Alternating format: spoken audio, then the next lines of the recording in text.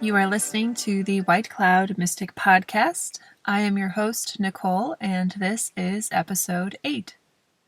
This episode is dedicated to speaking about our soul companions, and the angle of the conversation is coming from an understanding of reincarnation and how we go into our lives with a group of souls that we work with over and over and over again over the course of many lives. I will talk about the research that my understanding of this is based on, as well as the work that I have personally done to discover more about this topic with clients I've had and personal exploration. Then I talk about how to recognize these relationships in your own life, and also how to understand when we have a special connection with somebody that feels really powerful, but it may not be a soul companion directly. So I will talk about all those things in this episode. Thank you very much for listening.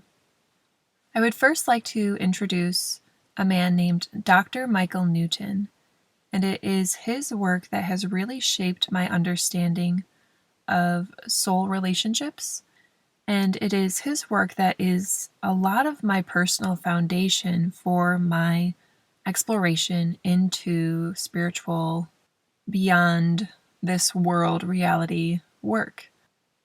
So Dr. Michael Newton, he started his career in the 1950s as a psychotherapist, and he used hypnotherapy to assist people in getting to the root of their traumas and to help them deal with emotional or physical abuse.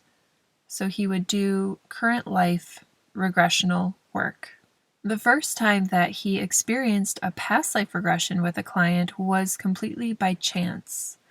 He had a client that came to him because they had a pain in their side, and the pain had been there since childhood, and doctors couldn't find anything wrong. They thought it was all in this man's head. But the pain was very real to the man. It caused him a lot of difficulty in his life. So he found Dr. Michael Newton, and he was going to do a traditional current life hypnotherapy session to discover the source of the pain. So while the patient was down in a deep hypnotic state, Dr. Newton said, "Go to the origin of this pain."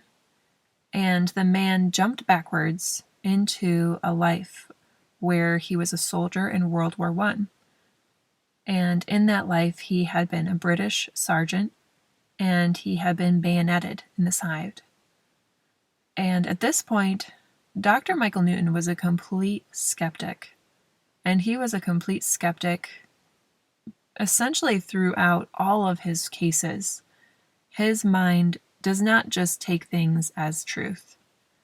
So in this case, this very first case of past life regression, he had a man who was experiencing, reliving, being bayoneted in the side, and the doctor was cross-analyzing him just to get all the facts that he could to see if this was completely fabricated or, what this was. He did end up clearing that trauma, releasing it, so the man was fine. The pain in his side was no longer there. So doing that process had essentially cured the man of this phantom side pain that was not from his current life. It had been something he was carrying from a previous life. Dr. Michael Newton did not believe any of this at the time, and so he did a bunch of research. He called up London, and he had to see if this was even true. And it was. That British sergeant existed. He had the same name, the same experience, and that surprised him. So he started taking past life regression clients. As he was doing this work, he found that he could help people heal. There are many things that people carry that are not really from this life. Their energies are disturbed from previous experiences. And so he was enjoying that work. Later, a woman came to him, and she was completely depressed. She was missing her people, her friends. She just had this deep longing, and she could not fill this hole that she had longing and missing her friends, the friends that she believed that she had, she knew that she had. And so he was used to, at this point, just commanding people in that deep hypnotic state to go to the source of the disturbance. So he said to her, "Go to the origin of your loneliness, especially if there's a group of people around you." He describes that when he told her to go there, her face lit up, she got tears in her eyes, and she pointed at his office wall and said, "I see them all." And he wasn't sure. He wasn't sure if it was a past life, it was this life. So he asked, "Where are we?" And she says, "Oh, we're in the spirit world. I'm seeing all of my soul companions. They're wonderful." And then she began to describe them. He was completely taken aback by this experience. He questioned her as much as he could. He was a pragmatic analyst. He left no stone unturned in his explorations. But this experience was completely brand new. And that was the case that began a career of about 25 years before he even introduced this type of work to the world. So over the course of about 25 years, he had around 7,000 case studies. So 7,000 individuals. He took them through this hypnotic process to where they could go from a past life, experience the death of a past life, follow up, and be introduced to the spirit world. And out of all 7,000 cases, they described the same process. The images would change depending on the person. They would create the visuals based on their personal biases. However, they would all go up. They would meet either their guides or loved ones, companions, friends, their soul group, and then they would proceed on through the same processes. They could go to the same places. These places included places of study, of recreation, of returning their energy back to normal, of healing. And his work describes this entire spiritual world where we go between lives. So after he had accumulated enough cases, he then came out with his first book in 1994 called Journey of Souls. And it is this book where he walks through, I believe it's 29 different cases, different clients, their experiences, and he has put them all together so you can basically walk from the death scene into when they're first greeted, and you can follow through the process of where the soul goes all the way to the end where they are choosing their next life, their purposes behind what life, so like your current life, why the soul chose the current body, why the soul chose the general circumstances and the goals and the desires for that life. So that book I have linked below. He also has accumulated more cases, so you can just read all these case studies, and they're really helpful because you can glean a lot of information about the human condition, the emotional situations that we have come to understand deeper, and from this loving soul perspective. The content is incredibly reassuring, and it resonates deeply with truth. And this is my perspective, and obviously the perspective of the work, because it is true. Like, we all experience this place. And so I had read all of this work, and that is why I began to do past life regressions myself. I began to do past life regressions on my own self by using recordings, self-recordings, and I began to do past life regressions with other people. So that is a core building block of my personal understanding of the world game. And from that building block, I have studied many other different modalities through religion or through different metaphysical avenues. I've been all over the place, and the highest information that I have discovered outside of his work completely encompasses his work. It just completely agrees with and just builds beyond that at much higher levels. But this work resonates deeply with truth. So I bring up Dr. Michael Newton because his work really defines and explains these beautiful relationships we have with our soul group, our companions, the souls that we come to the world and play out these stories, these dramas with, so we can learn together and support each other while we are in game, in world, in life. Okay, so our soul companions are these energies that we are incredibly familiar with. And in his case studies and all of his experience, he found there was about an average of 15 to 25 souls in our original starting groups. And there are many different personalities within that. Each soul has its own individual personality. Some are really playful, some are really nurturing and loving, some are a little bit more aggressive or protective. There are all these different flavors of soul personalities within a group. And there are closer relationships between individual souls. And the relationships that those closer souls choose to have in life are usually those of spouses or siblings, sometimes parent to child relationships. So they're a lot more intimate relationships that they have over and over and over. And yes, in his case studies, souls will say, "This is my soulmate." There often is this very special, unique relationship with someone that they come back and usually choose to have as a lover or a spouse. So it's very common to actually have a soulmate in a life. There are also deep friendships, core friendships. So a soul would have a very intimate relationship with a sister, and then maybe the next life, it's the best friend. In another life, it's a best friend's husband. Whatever relationship brings their energies together where they can work together and learn together in that life.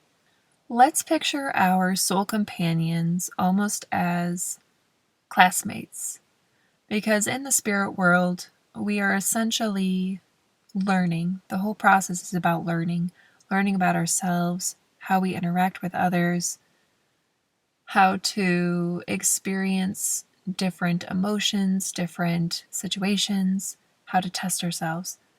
So our soul companions have a lot to do with our personal evolution and helping each other with evolving into more loving, more balanced, more well-rounded spiritual beings. And more well-rounded for what the unique individual is. So coming into their own perfect vibration of who they are as the unique soul that they are. So we take that understanding of educational companionships and we put that down into our current life. So as a group, before choosing a life, the soul companions will decide the different roles that they'll play in someone's life. For example, you and your mother may be soul companions in the same cluster group. Maybe you have had many lives together. And so you would plan to do some work together in your current life. Maybe to work on different understandings of love or emotional availability, or learning how to protect or to nurture, or the opposite of those things, learning about aggression, anything that the souls can learn from each other. And it can be very positive, like a very positive experience, or it can actually be a very negative experience. And both are serving to educate. We have to remember that it's all about education. It's all about understanding ourselves deeper and deeper to be more pure and more rounded in who we are. So our soul companions are assisting us in understanding ourselves deeper. And understanding ourselves deeper does involve the more negative aspects too. We are not just bright, shiny butterflies, rainbows. We also are aggression, anger, and those more harsher, how we have defined from the human perspective as negative or harsher emotional ways of being or ways of acting. So we are all these things. And so our soul companions are here assisting us in understanding those things more. So that's one way to understand our soul companions. We are also here with our soul companions for camaraderie and genuine support. So you would get that kind of support in your siblings or your best friend, the role of husband, the role of wife, the role of lover, even child to parent relationships, coworker, like a beloved coworker. Those relationships can be our soulmates. They can be souls that we work with very often in our lives, the ones that we really do well with. And so that is working out of our starting soul group. As we advance as souls, we start to hone in on abilities and skill sets. A soul might specialize in bringing rejuvenating energy to others while they are in body. So that might be a skill set. So they are in the soul sphere working with other souls who have advanced into that similar educational specialty. So as we advance, we start to work with others who are in our niche and are doing the similar soul work. And we would see those relationships in our current life as, let's say, maybe you are someone who does Reiki and you work with a few other Reiki healers, and you have come together and you're able to do this very focused work together. And maybe out of in between lives, you also do this very focused work together out of life. So you could also be interacting with souls here on Earth who are your higher level educational peers. So just take a moment, think about it. So you have your core relationships. You have your nuclear family who you grew up with. Maybe you had a mom, maybe you had a dad, maybe you had siblings, grandparents, or close friends. These could have been souls that you have had relationships with over many, many lifetimes. And as you grew up and you found lovers, or maybe you have a current partner, that person could also be a very close soul companion to you. Or it may not be. That's the thing too, is there are many souls that are in other groups. So there could be, let's say you are in your group and you have 15 souls that you work with pretty commonly. And near you works another group that has 20 souls, and you work together. Your groups cross-pollinate often. Maybe that's where your parent is from, a neighboring group. And maybe you've played out a story with that person many times, but they're not in your closer soul companion group. They're nearby. Or you may have intimate relationships in your current life with a soul who is either much more advanced than you or not as advanced as you, and you are playing this teacher-student role with each other while in life also. So that could be a different role that you are playing out. Let's now talk about our soulmate. Soulmate or soulmates are 1 to 2 to 3 souls that We really commonly have experienced many lives together and generally are spouses or partners and share a lot of physical intimacy, emotional intimacy, and spiritual intimacy while we are in body. When a soul is younger, they incarnate very often with this beloved partner, and the relationships are not always positive. A lot of the times, souls can be with their soulmate and they are actually experiencing a lot of discord in the relationship, or they're experiencing a lot of positive things. It's completely dependent on that particular incarnation, how the soul is doing, working with the personality of the human body, and also the lesson, the goal that they came in to work on together. Soulmates could come in together to work on power struggles, and one of them is working on what is it like to be a victim, and the other is working on what is it like to be an aggressor. And so they work together very intimately on this very tumultuous relationship, but they come in to do that. So a lot of the romantic vision of the one true soulmate, personally, I don't agree with that understanding. When we are with our soulmate, it can be any type of relationship, the sensation of it, the emotional connection can be anything. It could be very platonic, very neutral. So I'm not one to promote the romantic version of soulmate. Soulmate should not be viewed through the lens of romance. It should be viewed through the lens of this beloved soul that we resonate with for our mutual growth. I do like to put a lot of emphasis on this fact.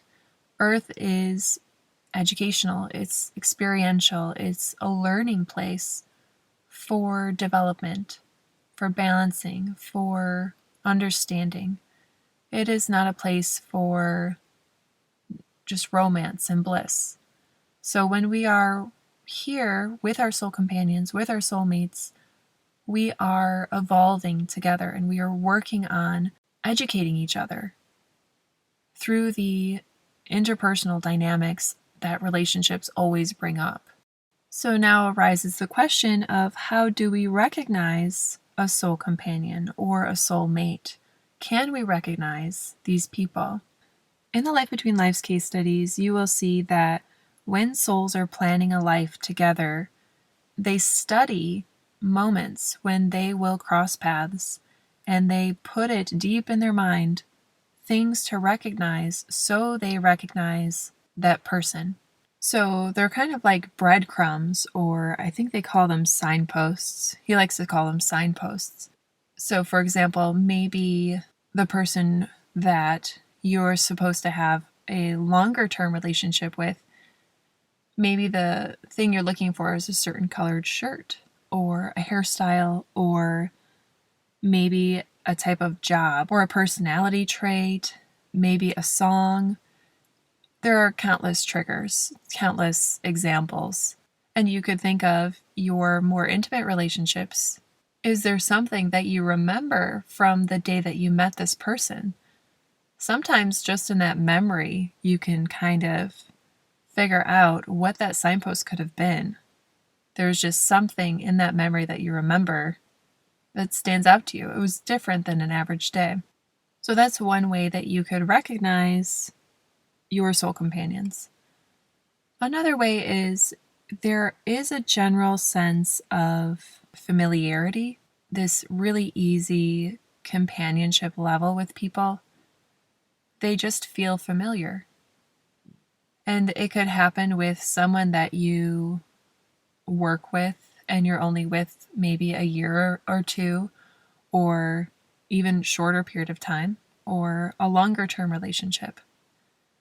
We can have these very important key moments in our lives and key relationships in our lives with soul companions, and they can range any length of time.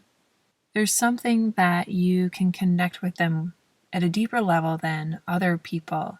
So there is that type of interaction happening throughout your life, and they are completely dependent on you could think of like the story arc of your life, your hero's journey, and these relationships are scattered throughout it. Some people have issue with this type of content because it rings of determinism, that events and moments in our lives are predetermined. So that statement of we have a fate. To that, you can see in the case studies, a lot of things are planned to a degree, but it's always in percentages. So you actually see in the case studies, people will say they have like a 80% chance that they will interact positively enough in this moment where they will then get married and spend a life together. So the soul may desire ahead of the life to live a life with this particular soulmate, soul companion. But while we are in body, we have complete free will. We could go with the yes, I choose to live my life with this person, or we could not. We have complete free will while we are in game. There's just this general story theme that your soul would like to do and helped plan that ahead of time. But while you are combined with your human personality, your soul and your human personality are combined, you have free will.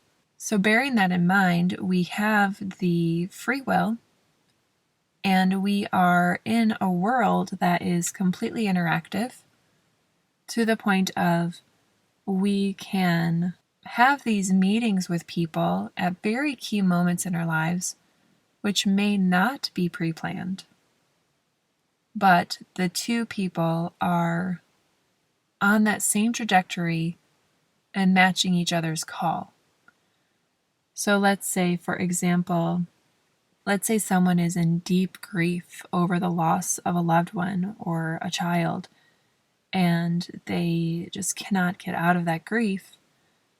So they put out a call. They don't necessarily say it exactly, but in their inner world, they're like, how do I get over this grief? Another person in the world who may or may not be a soul companion, let's just say they're not a soul companion for the sake of example, they have a question in their heart. They have a question of, how can I help people who are grieving? Maybe that person is a person who got over their grief and now they feel called to do that sort of work. So these two people match up in their moment. One has a question in their heart of, how can I help people get through their grief? The other person has a question of, how do I get over my grief? And their paths align. They call each other and they have a moment, and that moment can be incredibly changing. But they may not be related at all as far as soul companions or soulmate or in that degree. So we have complete control over the type of interactions we can have here. And they can be incredibly profound and have no real sustenance to them outside of this life. Or they could be this pre-planned moment that, you're having with a soul companion. So hearing that, it can be a little frustrating, or it could be reassuring, depending on how you are approaching the idea of soul companions. There's also the phenomena of souls who are not incarnating with their companions at all. They're not incarnating with their soulmate this life. So, for example, a soul who has relied too heavily on their soulmate or their companions to get through their lives, and they haven't developed their own independence, they potentially will do a life where they don't have those companions. They cut themselves off on purpose to see how they can grow without those deep friendships. And that is a soul choice ahead of time.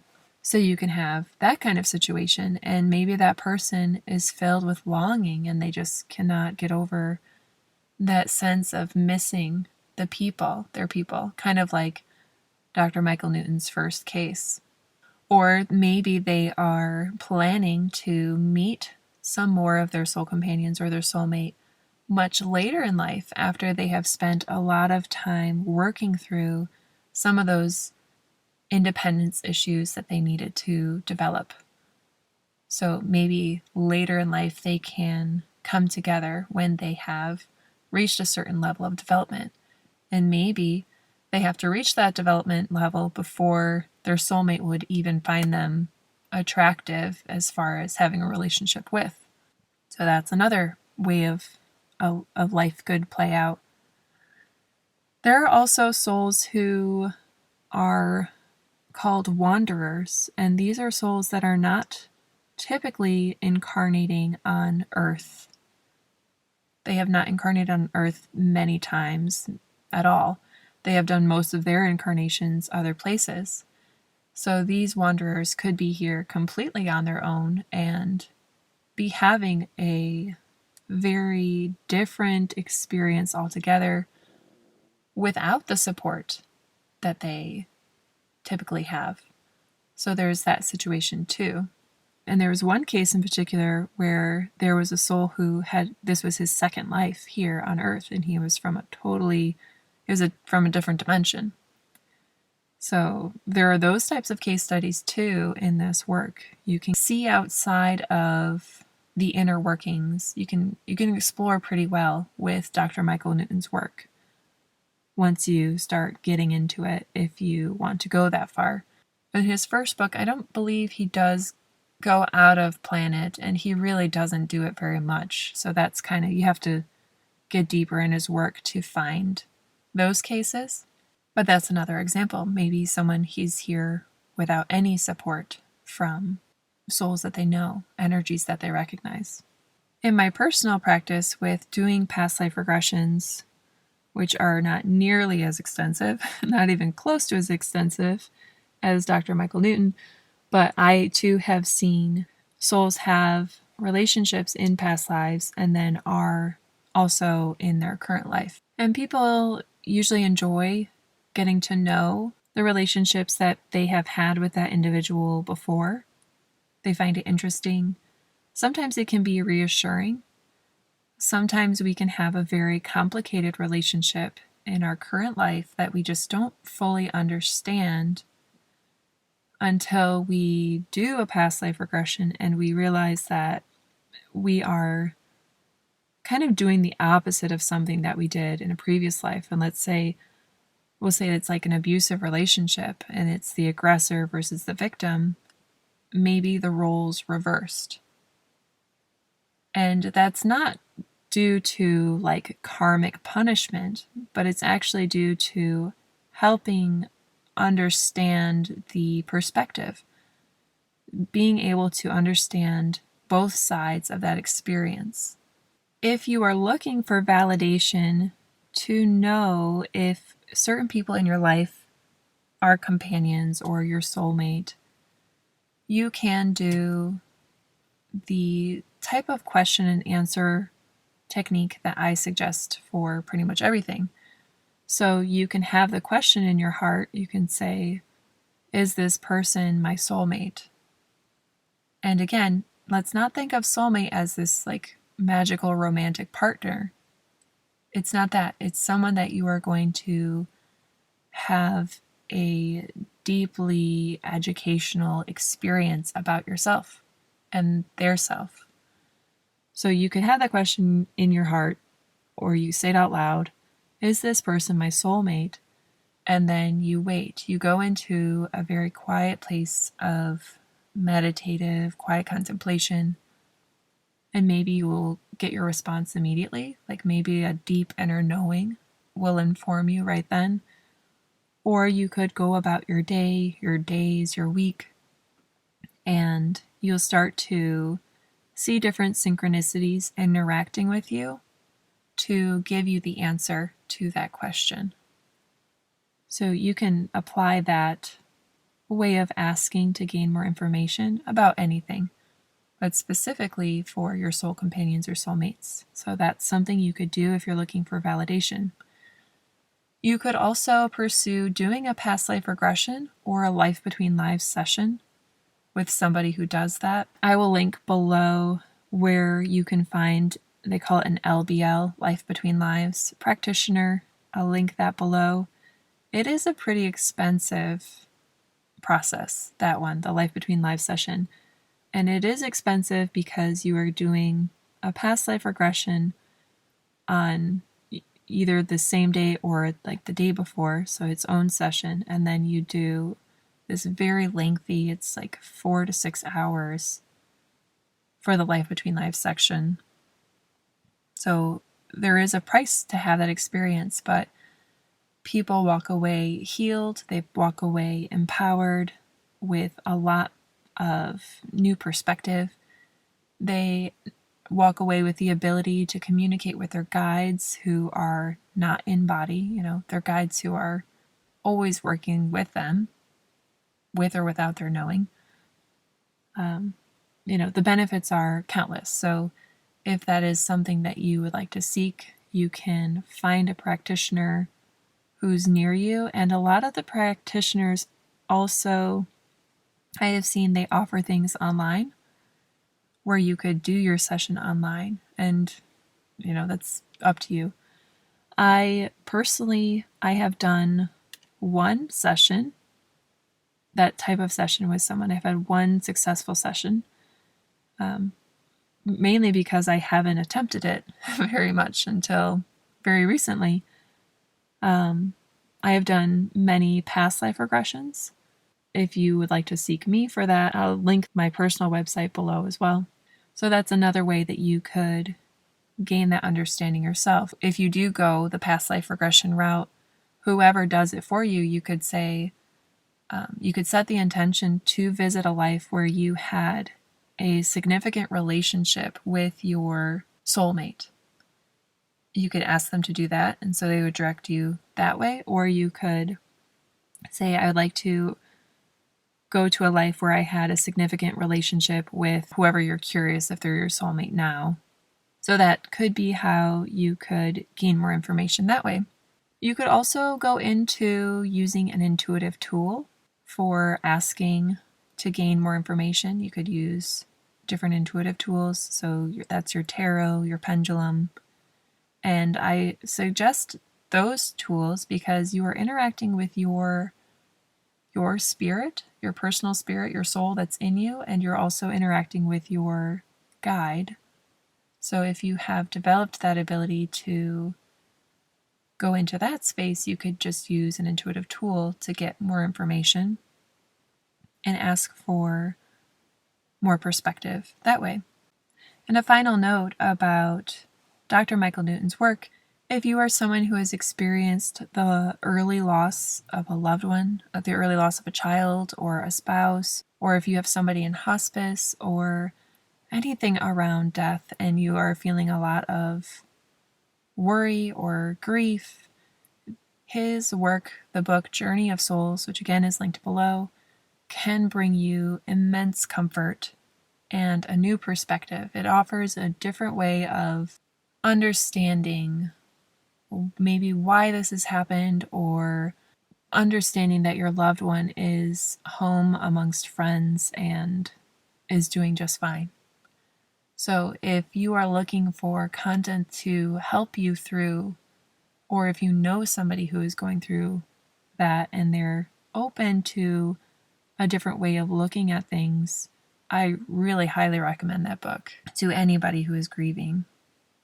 The next episode for the podcast, I want to go into more about understanding our emotions and beginning to learn how to balance our emotions, how to experience them, how to allow them to be, and how to watch them just dissolve into spaciousness. So it's a little bit kind of like how we deal with the mind, with our thoughts, letting them kind of just dissolve. but this time with our emotions. So the next one's going to be really energetic based and emotion based. And I'm really looking forward to that content. If you have any questions about this episode or any episode and you would like me to go deeper into a topic, please go ahead and email me directly. My email is whitecloudmystic@gmail.com. Because if you have a question about it, I'm sure others do. So I would be happy to go deeper in a future episode. If you are someone who is looking for community and finding relationships with people who can support you in your path as a seeker of truth, in your path of awakening, you can come and join our Patreon community.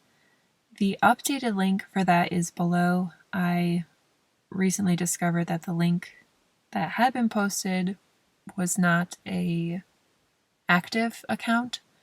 So that is updated if you are looking for a place to meet others, as well as to get daily inspirational posts for you to ponder and to have more chances of interacting with me and the content that I create, as well as giving you an opportunity to show your appreciation of the work that I do with monetary support. So that is also linked below. Thank you so much for listening, and I hope you have a wonderful rest of your day.